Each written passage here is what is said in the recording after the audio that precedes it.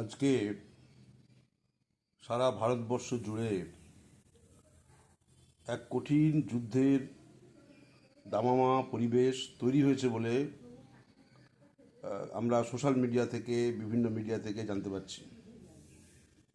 এবং পাহেলগাঁওয়ে ২৬ জন নিরপরাধ ভারতবাসীকে তারা পর্যটক হিসেবে গিয়েছিলেন, তাদেরকে হত্যা করা হয়েছে নির্বিচারে। এবং তাদেরকে হত্যা করেছেন যারা চিহ্নিত হয়েছে সেটা হচ্ছে পাকিস্তানি জঙ্গিরা। এবং সেই জঙ্গি তারা ভারতবাসীদের ধর্ম জিজ্ঞেস করে হত্যা করেছেন।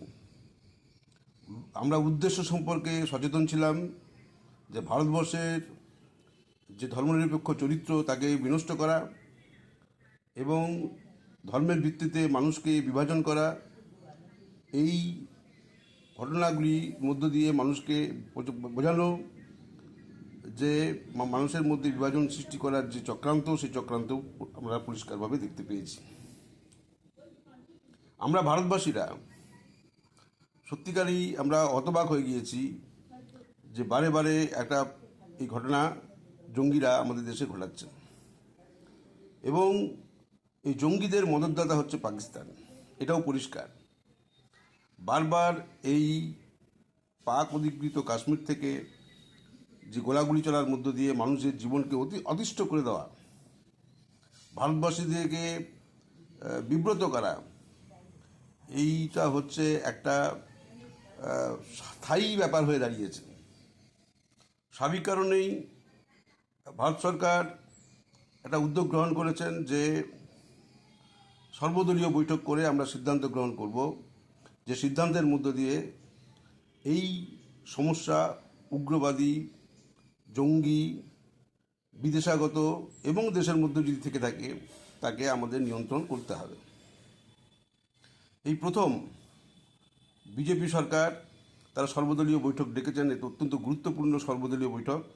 বাম, অবাম, কংগ্রেস সকলে সেখানে উপস্থিত থেকে যে সিদ্ধান্ত করা হয়েছে, অত্যন্ত গুরুত্বপূর্ণ সিদ্ধান্ত, যে আমরা যুদ্ধ চাই না, আমাদের যুদ্ধ কোনো সমাধান নয়। এটা পরিষ্কারভাবে বুঝে নেওয়া দরকার। বাম, অবাম যারা বিরোধী শক্তি, তাদের একটা দাবি আছে যে আপনারা বলছেন পাকিস্তানকে গুড়িয়ে দিতে পারি, পাকিস্তানকে আমরা কন্ট্রোল করতে পারি, সুতরাং আমাদের সমস্ত শক্তি দিয়ে পাকিস্তানের বিরুদ্ধে যুদ্ধ ঘোষণার কোনো দরকার নেই।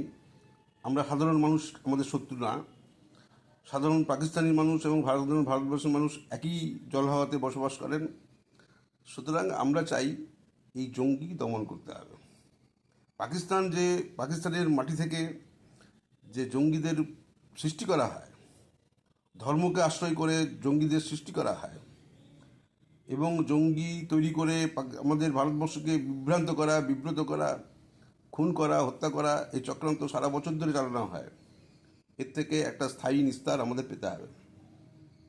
এবং সমস্ত বিরোধী শক্তি সরকারকে এই খোলা মনে তারা ব্ল্যাঙ্ক চেক দিয়ে দিয়েছে যে আপনারা উদ্যোগ গ্রহণ করুন, সন্ত্রাসবাদ দমনের যে কোনো পরিকল্পনা, যে কোনো উদ্যোগ, তাতে আমাদের সমর্থন আছে এবং আমরা সমর্থন করব, প্রোভাইডেড আপনারা কিন্তু দেশের জনগণকে বিভাজন করার যে চলছে আমাদের প্রক্রিয়া, বিশেষ করে হিন্দুত্ববাদী শক্তির পক্ষ থেকে, এবং হচ্ছে যে সন্ত্রাস মানেই হচ্ছে মুসলিম ভাইদের দিকে দেওয়ার একটা পরিকল্পনা, চক্রান্ত চলছে।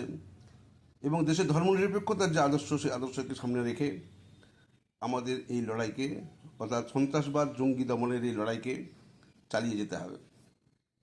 এবং অপারেশন সিন্দুর, যদিও এই নামকরণ নিয়ে কিছু বিভ্রান্তি আছে, তথাপি এই অপারেশন সিন্দুর যে প্রশ্নে একজন কর্নেল সোফিয়া কুরেশি এবং আরেকজন কর্নেল ভূমিকা সিং, আরও অনেকে এই সেনাবাহিনীর সামনে রেখে 9টি জঙ্গি ঘাঁটি যেভাবে ধ্বংস করে দেওয়া হলো, এতে আমরা খুশি শুধু না, ভারতবাসী হিসেবে আমরা বলছি এটা হচ্ছে সঠিক পদক্ষেপ।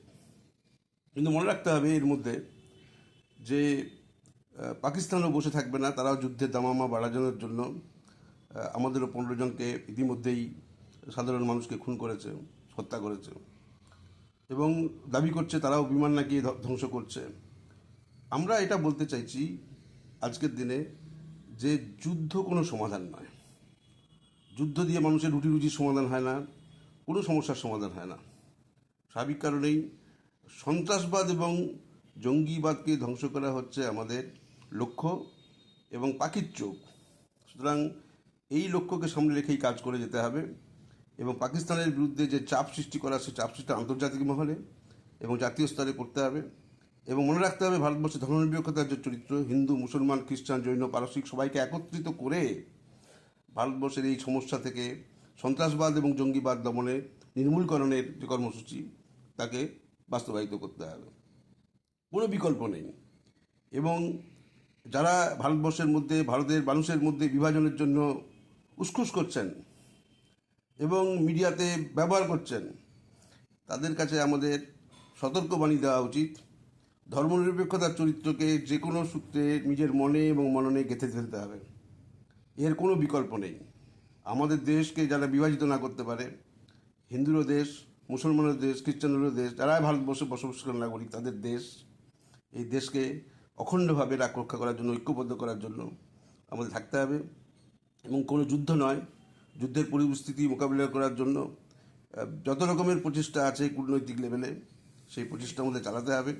এবং একই সঙ্গে এই দুষ্টের দমন, বিশেষ করে জঙ্গি এবং সন্ত্রাসবাদের দমনে সক্রিয় ভূমিকা আমাদের চাই।